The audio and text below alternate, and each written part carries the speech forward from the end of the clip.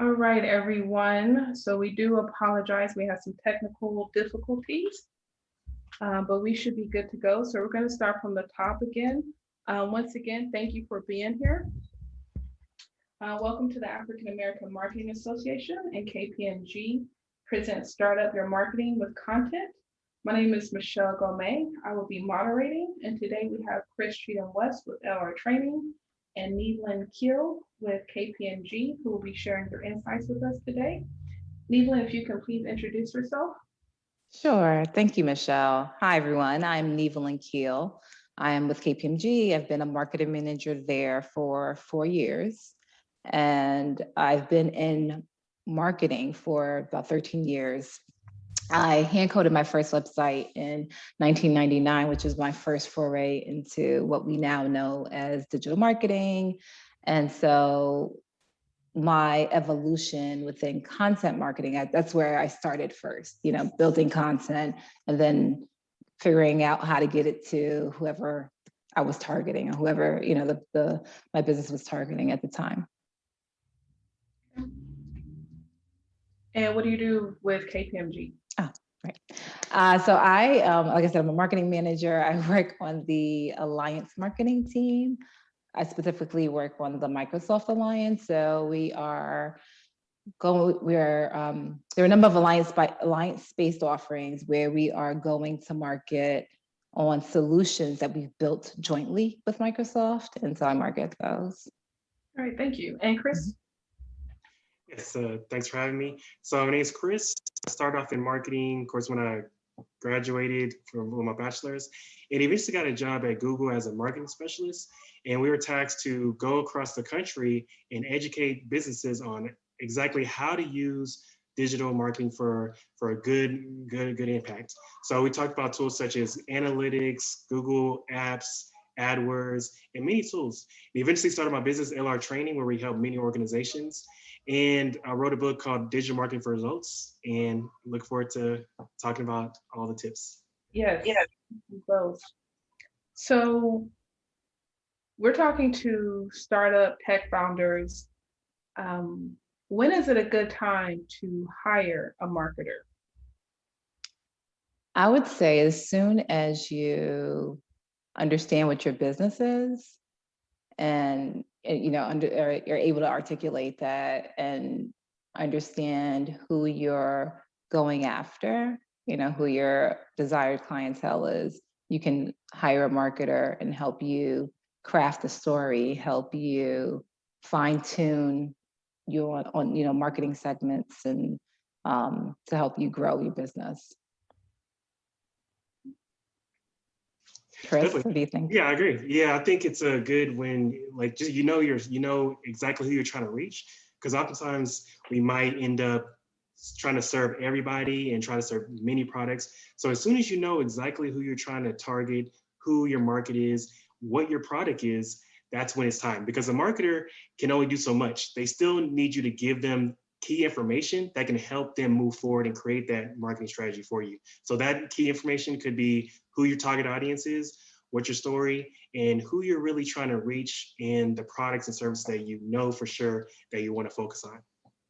I think both of y'all make good arguments on how a marketer should be a co-founder. I think lots of times the non-technical person, they'll seek out that technical founder or that engineer. So it sounds like us marketers should be right there at the top of the list as far as bringing people on board. Absolutely. So with that being said, let's outline what people need to be mindful about when it comes to mapping out the customer journey and the buyer persona. Chris, do you want to take this first? Yeah, sure. So when it comes to the buyer persona, that's another thing you want to think about early on. So you want to think about who is my audience, specifically where do they spend their most time? You want to think about what do they like to do? What is their age range? Because the good thing about digital marketing these days is you can target specific demographics so easily these days. It used to be where we might get a billboard and we probably know a good amount of traffic that comes by the billboard, and that's about it. But now with online marketing and advertising online, we know what the demographics are. We know the income range. We know where they spend their time. We know male or female, all these different things that we can take advantage of. So I think that's one thing you want to consider early on, is to figure out who is your customer. And then later on, figuring out, as far as the journey, how would it look if they got your product and their experience product? Not only that, but from the time they hear about your product and to the time that they actually purchase and experience your product, how does that whole journey look? Where can you improve on? Because there's always, in any business, any organization, there's always a place where you can improve on. Maybe it's the early stages where they type into Google where you need to come up more, or maybe you're struggling with word of mouth, or maybe that's retaining them after they become a customer. So think about that entire journey and where can you improve the process. That's good. Yeah, I would say, you also want to think about, as Chris said, at this point, we know there's so much information gathered out there about our customers, about our prospects. You also want to think about what their pain points are, and where you can create content to bring them down the funnel and solve for those pain points. And so, you're providing them with information, with tools that they then say, oh, wow, this organization is so great. I'm going to reach out to them because I'm actually ready. I'm going to buy this service because I'm actually ready, because they've provided enough information that they've answered my questions, and I feel confident in making this choice. You want to think about as a business owner, as a marketer, how do I dispel any room for wondering, am I better than my competitor, right? Like, how do you stand out? And so, as you think about the journey, think about which touch points, which interaction points, which platforms you want to use to create that situation where you're answering their pain, you're solving for their pain points, answering their questions, and making them feel really comfortable that you are the product of choice.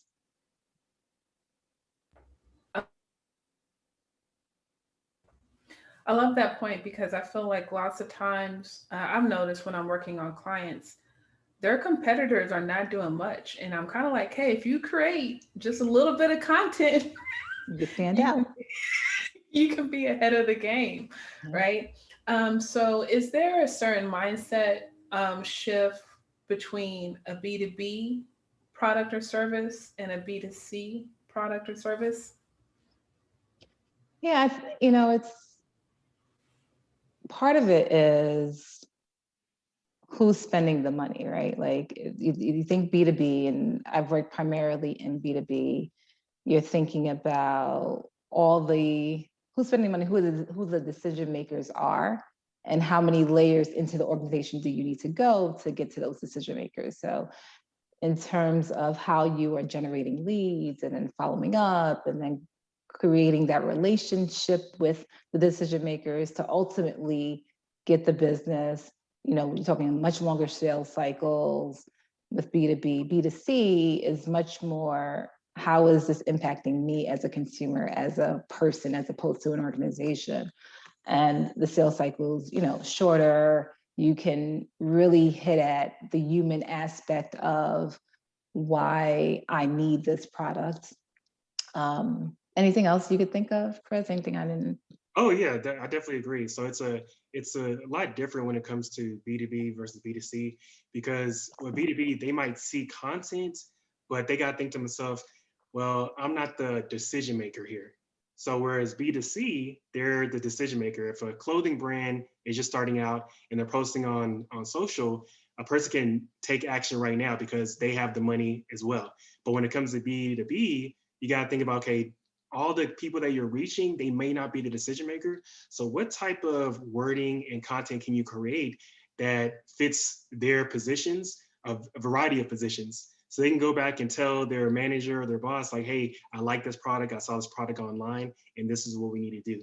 So I just be mindful of just like she said, is the sales process. It's a lot different. And the platforms that you choose too can make a difference. Absolutely. Yeah, I know one thing I've noticed, whether I'm self-employed or I'm working for an organization, especially a small business owner, because they tend to be the decision maker and the consumer, Mhm. right? And then as the business grows, they're the decision maker, but not necessarily the consumer. Consumer. And I'm like, I get to work and I'm like, okay, so I'm getting familiar. And I'm like, well, why did you buy this product again? Because it's not really user friendly. And it's like, I don't know. I heard it's the latest thing.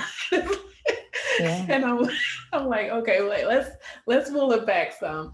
So I think we have an interesting space as marketers to be the user, the researcher, even the decision maker, the contributor, whether it's for ourselves or even the team that will be utilizing the product. But I think you make a very interesting point that as we are thinking about the content that we are building, that's why we need to create substantial content Mm. where we are dispelling any questions as to why the product is the best, why it stands out amongst its competitors. Because what you don't want is buyer's remorse, which is what you're talking about, right? Like you don't want people to, the person who, bought it, is so excited, oh, it's a shiny new toy. And then they deliver it to the team who are the users, and they're like, this is awful. I can't use it.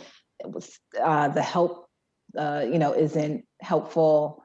I can't get anyone on the phone. And so all those questions you need to answer kind of upfront to make you stand out. And so, and then to back it up, obviously, with, quality support and a quality product. But as you're thinking about how can I stand out among my competitors, think about how you are developing a product and the content to tell that story as to why you're different.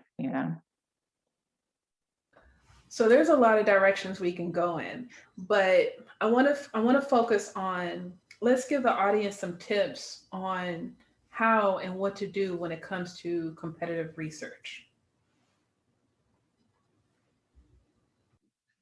Chris? Yeah, sure. So what I always recommend is thinking about going in, looking at your competitor and see what they're not doing. So see where they're not at. So within digital marketing, there's so many different channels out there. So of course you got the advertising, email marketing, all these other areas. Think about going to these places, see where are they struggling, and also see where they're excelling at as well. Because once you know where they're excelling at, you can kind of get tips from them as well. So don't be afraid to get tips from your competitors, because one thing I learned when starting out in digital is that all the information is available to us as far as like what our competitor is doing. So all you gotta do is go there and look at what they're doing, because guess what? They're doing the same thing for you. They're going to your pages, and also they're seeing what you're doing well and what you're struggling on. So I'd highly recommend you thinking about just going there and figuring out what stands out and what they're working on. And there's a lot of tools out there, Google Trends, SimilarWeb, that tell you exactly what they're doing. And you can also look at what the customer reviews are. What our customer is saying about their product, what a customer is saying about their help, technical support, all of that stuff. And so if you are hearing a complaint that, oh, we've solved for that, there you go. That's an article right there. That's a feather in your cap that you can highlight in your next promotion, is to say, you don't necessarily have to call the name of the competitor, but to say, hey, having a problem with blah, blah, blah. This is why our product is superior and you should use us, and blah, blah, blah. I feel like I am a magnet when it comes to surveys. I literally got an email today, like, hey, do a survey. And I enjoy doing surveys as well. How important is it for us to get out and do surveys, focus groups? And what are some platforms or tools that we can use to help us in those areas as well? Yeah, I think it's really important. I mean, of course, there's SurveyMonkey, and I'm a good fan of Google Forms. So like Google Forms, there's so many things in there. You can create those questions, and go out there and survey to see what people actually want and how they use your product. So I know with startups, there's a lot of times where you're trying to figure out what is the best route to go.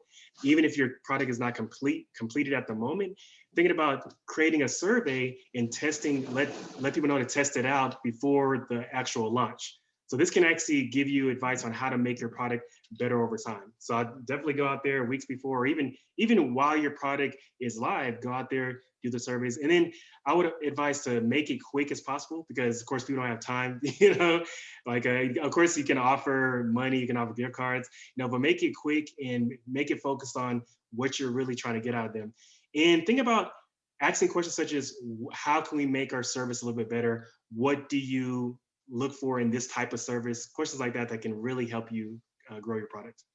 Yeah, and with your surveys, you can start to really learn the voice of the customer and learn how they articulate their problems, how they articulate the panacea, whatever it is, and leverage that in some of the content you create. Because if that's how they describe it, then they're searching for that on the internet, right? They're searching for that topic, searching for that term, and put it in your content. Bam, they've connected to you because you're using terms that they're already using. And just thinking about how to take the survey data to the next level and to be able to leverage it in more than a way than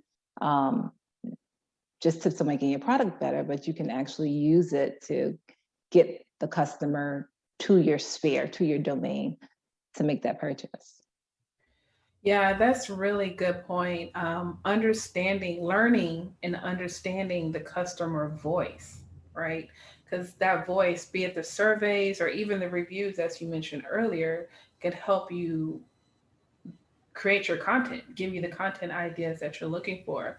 I think lots of times, and please correct me if I'm wrong, but lots of times when I am looking at some of these, at least SaaS product-based websites, there's a founder story, right? And maybe even a social impact story on the website.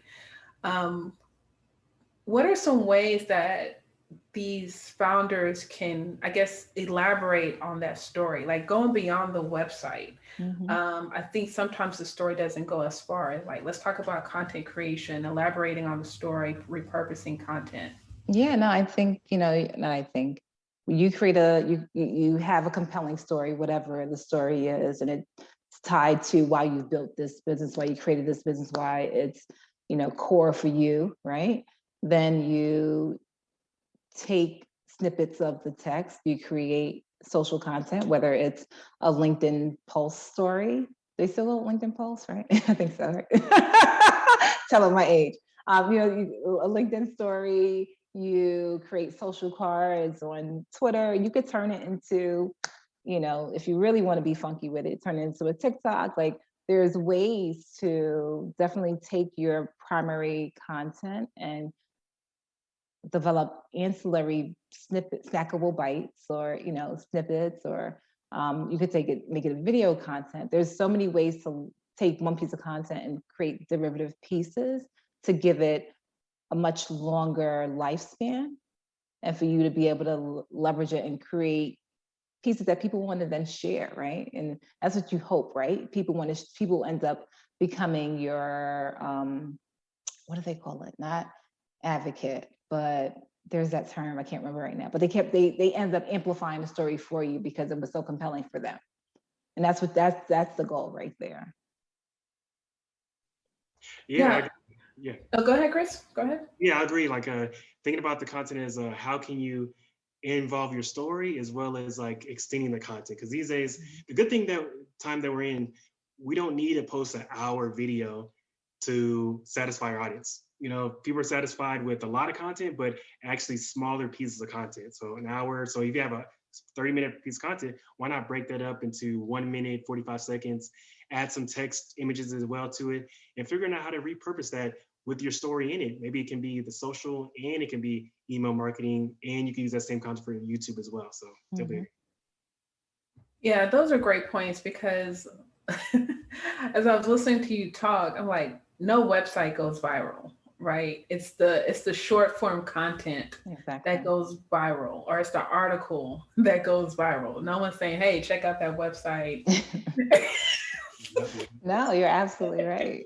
You're absolutely right. Can you imagine?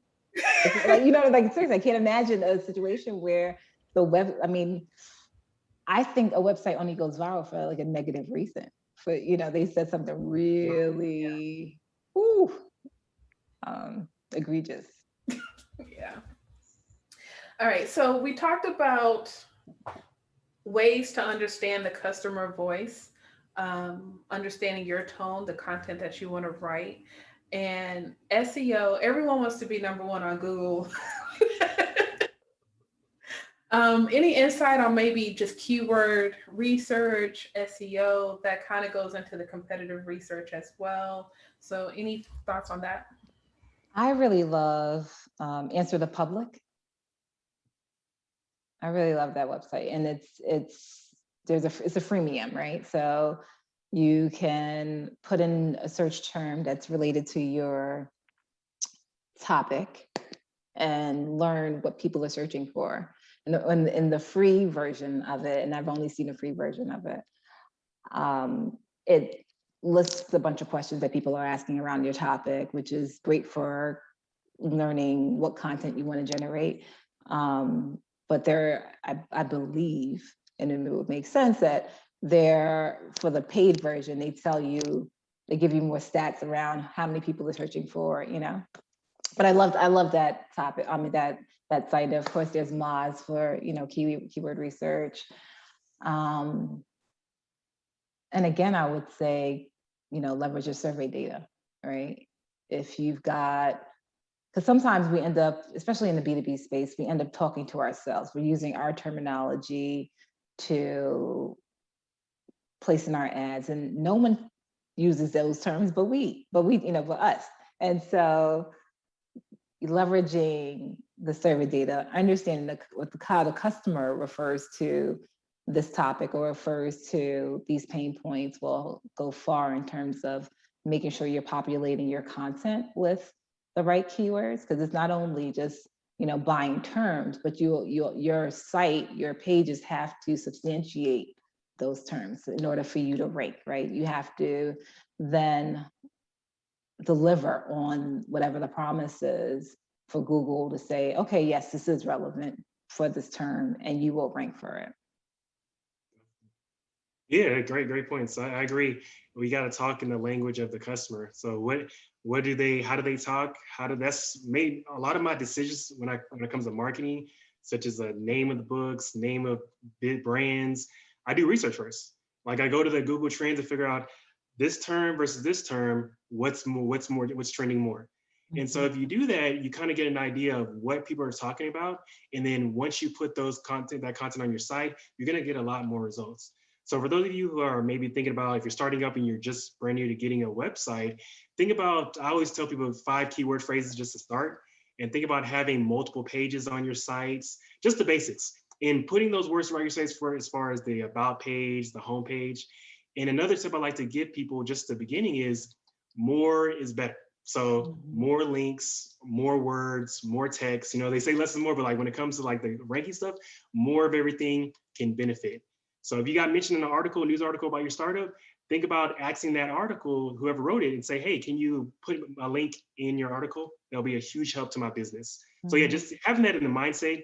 And even if you're not doing it, you can tell other people on your team that, hey, be mindful of these words. Right. And you also want to think about, like, when you were talking, Chris, it made me think of, relevancy. It made me think of keyword stuffing, which is, terrible, right? And so while you're telling your story, whatever the story is around this piece of content, around this product or service, what you want to make sure is that the ratio of actual text to your keywords that you've strategically placed in the document makes sense, so it doesn't appear as though you're trying to just stuff a bunch of keywords in it. It actually feels like this is a real article, a real piece of content, a real piece of thought leadership that someone's going to gain value from, because the search engines, their algorithms are smart enough to know that,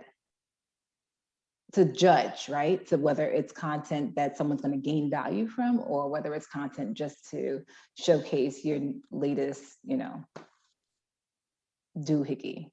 Yeah, exactly. Y'all are dropping $1 million worth of game here. Um, if you have any questions to all of the attendees, if you have any questions, please drop that in the chat. That way we can get to them. So we talked a lot about content. Let's get more strategic and just general marketing, but strategic. Let's provide the audience some tips when it comes to growth as well as retention marketing strategies. So I would say when you think about growth, and retention, you're thinking about your funnel, right? You have to understand where your customers are in the funnel, where your prospects are in the funnel. You need to understand the different inflection points where you can create content to bring them to the next rung, to the next level. Yeah, what do you think, Chris? Yeah, so I think when I hear the term growth, I think of figuring out how we can multiply our efforts. So of course we have the people, the marketers that can help us, but from a strategic standpoint, what's going to get us the biggest result? So what's going to give us the huge awareness that we need? So maybe that's partnering with influencers. So I know influencer marketing is really good. So I like that strategy. Many of the larger brands that I talk to, they tell me that they're utilizing stuff like nano influencers. So of course we have the people that have hundreds of thousands of followers, 1 million followers. But the challenge with working with these people is, guess what? Most of them have a general audience. So you partner with them, you're going to get thousands of people that view your product, but they might not be in your audience. Whereas some brands, what they're doing is they're partnering with smaller influencers. Maybe they have an audience of 5,000, 10,000, things like that.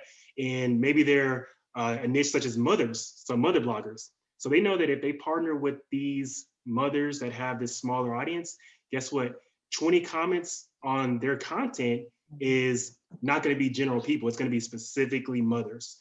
So that's another way to kind of like think of a scaling to a wider audience at the same time, working with multiple types of partnerships. So any type of partnership, distribution, that will really help, like as far as growth. Yeah, no, I think that's great. And, tying this back to what we just talked about, the nano influencers, micro influencers, they also can help with bolstering your SEO, with link backs and partnerships with, people who have been deemed, or organizations who have been deemed experts within their field, can help you further grow or climb the SEO rung.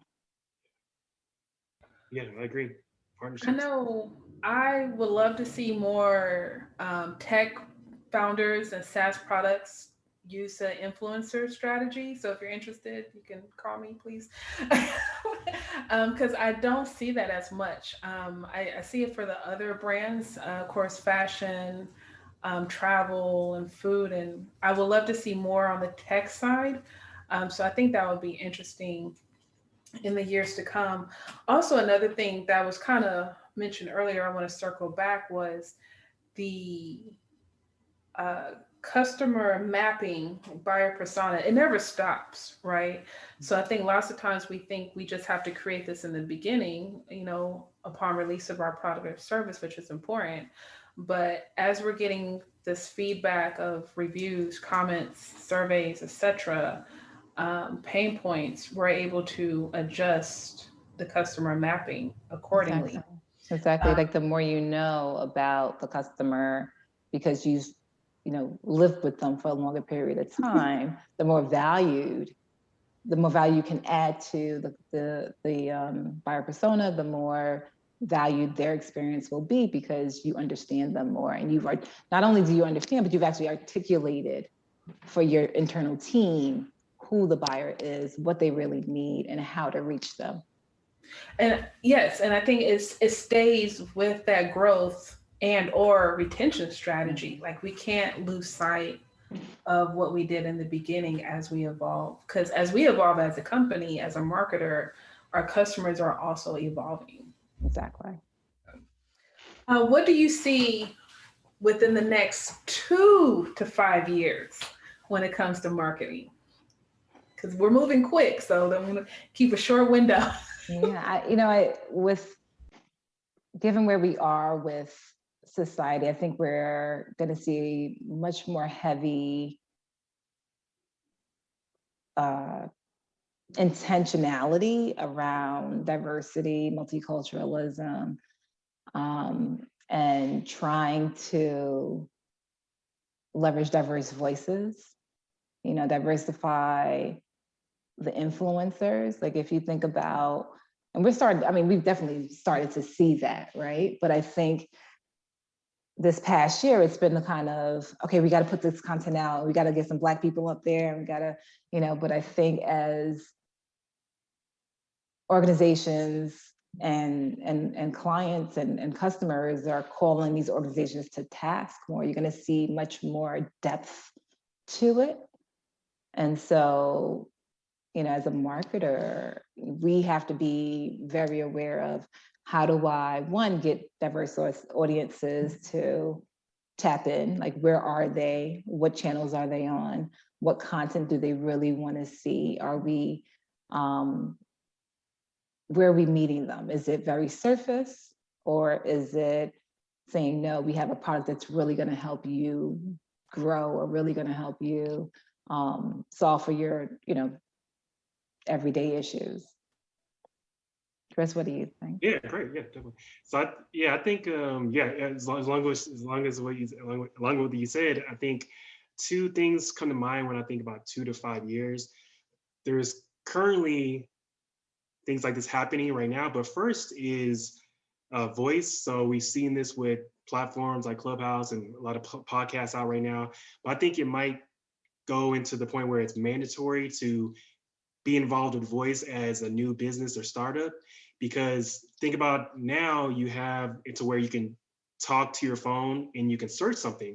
So 2 to 5 years, I think that's going to be everybody. Everybody's going to be using the phone to search stuff on Google, and you want to tie that into the Google ranking stuff.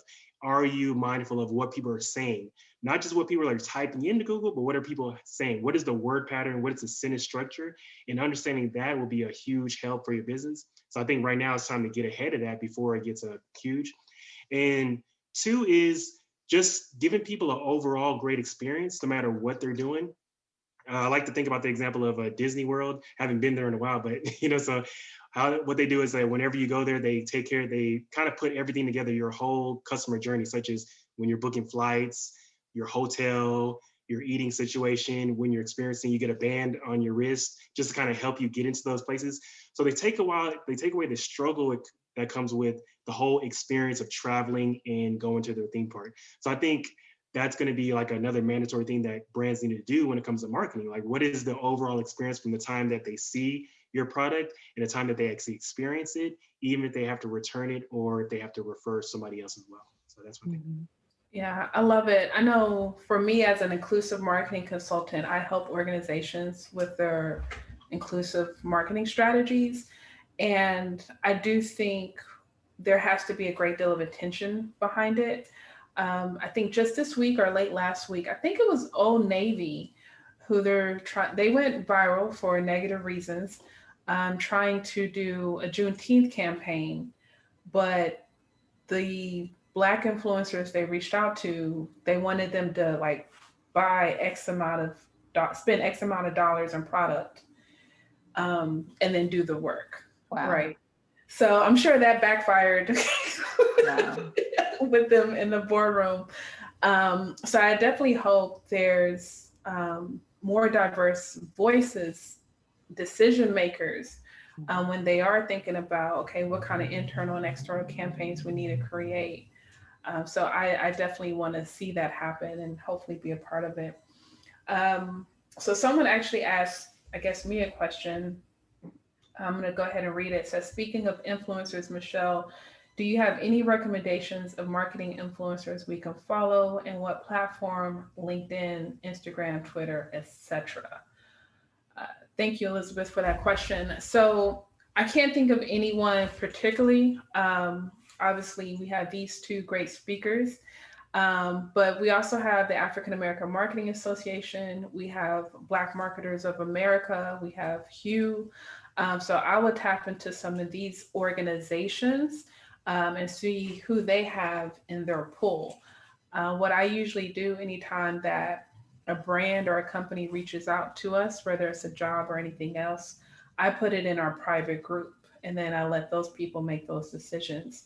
But at the same time, please connect with me on LinkedIn and I'll be glad to have a conversation with you. Does anyone else have any questions? We would love to get those out as we have a few more minutes. One thing we didn't really talk about is video. I know I'm camera shy. I prefer voice, and we can talk about voice a little bit more. Chris mentioned Google. Of course, there's Google Home, there's Amazon Echo. But yeah, let's talk about the duality or the competition between video and voice that's going on right now. When Chris was talking about voice, it made me think about video. It made me think about, you start with a video. Let's say this is being recorded. We could then turn this into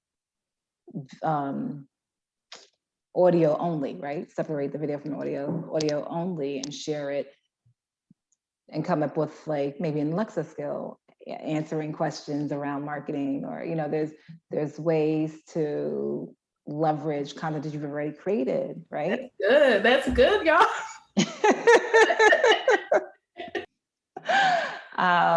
But I think video is, especially with what's going on, it's a quote unquote easy way to connect with folks, for people to see your eyes and see how you emote, for them to connect further with you. And sometimes that means, like today I had to, slap on a lot of makeup to be camera ready. I don't feel like doing it all the time, but sometimes you have to do it, and especially if it's your business, right? That's your baby that you want to see grow and mature and really be able to stand on its own and operate without you having to hold its hand the entire time. And so when you're in the growth phase, especially, initial stages, you have to it's one of those things, you got to suck it up. Yeah, definitely. I agree. I think video is here to stay because, again, it just connects a little easier versus written, because you can see the voice, you can see the person, you can see how they act. And even if it's a new customer, a video of your brand kind of makes a better case for why they should buy your product versus a voice. Like if you were going to a brand's website, you probably don't want to hear a voice. You probably want to see a video, right? Because it has the voice and the content and the story about how you came to be.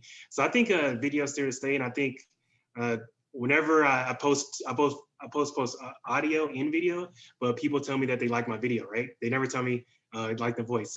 So they like the videos that I post. So I think the video is still important. And for those of you out there that are thinking about getting the video, I would just say, start off small. Start off small, do one video a month, eventually get to the point where you're doing multiple a week. And these videos can be short, 30 seconds, 45 seconds. But again, it helps you connect with the people you're trying to reach. And this can be posted online and as well as on your website as well. Yeah, I mean, if you think about, when I'm in the car, I'm listening to the radio and I'm hearing commercials. Very rarely do I remember the commercials just based on, it's because it feels like noise, right? But then when you see the image, you see the relationships of whoever's on screen, it resonates in a different way. And so that's what we are, trying to cut through the noise. And so, yeah, I agree with you, Chris. Video is here to stay, and it's additive, right? Like it's a great way to show who you are and why your product is so amazing and why it was your baby, you know, why you decided that this was what I need to do to solve the world's ills, you know. Do you think outsourcing video is a good idea for let's go with a small business owner? I think bigger brands do a great job outsourcing, but for a small business owner slash startup, is outsourcing video a good idea as far as the image in front of the screen? Um, Possibly. I mean, it may work, but it may also feel contrived, right? Like you've got to decide, how do I represent my authentic self? Because I think that's what you connect with more than anything, is someone being authentic. And if it's like, if you think about, you remember, oh gosh, I don't know how old you guys are. Remember that song, Everybody Dance Now? It's CNC Music Factory? Yeah. A long time ago, right? So the singer, I don't remember her name right now, but the singer who belted out those notes was not in the video. It was this other, you know, visually pleasing woman. And it came out like, no, that's not her. That's not that, you know, skinny little girl's voice. It's this other woman who was amazing and beautiful in her own right, but she wasn't allowed to be in the video. And so I remember that. And it was a ding on CNC Music Factories because they didn't promote positive body image. I mean, now we're in a different time, but if you are not, the point I'm trying to make is if you're not being your authentic self, it's gonna come out, you know, but it may work for you. It may not be important to be authentic. It just depends on your product, your image, and, you know, all of that. What's that, Chris? Yeah. I think authenticity is really important. And I would encourage people to, like, brands to do their own video, whether it's your startup or small business, because I always tell people when I'm presenting, I say my high quality professionally done videos never get as much engagement as my regular videos on my cell phone. It's like my cell phone videos, just regular outside every day, gets probably double the engagement than a highly produced professional. And I think that's because you can connect, you can relate. You know, it's not some, oh, they spend thousands of dollars on this professional video. But yeah, for one, it connects, and two, you can easily continue that. You can maintain that. So if you say, okay, let me do a professionally done video, let me hire a videographer, that's great. But can you maintain that for every week? Can you bring that videographer in every week? And then two, is that too professional for your audience? So I would encourage, these days we have high quality cell phones. You know, we have high quality everything. And especially if you're small, we're talking about start a small business here. But yeah, try to connect at a deeper level by just doing it on your own. I love that. I love that. Look, I am a marketer. I am a nerd. I can geek out on this topic all day, but we're going to wrap it up. So please share with the audience how people can find you, maybe your favorite platform and all that good stuff. Sure, I am on, it's funny, I go with social media, but I'm on social media. Techie Marketer is my Instagram and my Twitter, and Nievalyn Keel is, you know, LinkedIn for those who want to connect with me there. Oh, okay, thanks. Mine is Chris N-West. So you can find me on Instagram, and on LinkedIn is Chris N. Cheetham-west, and website is chrisnwest.com.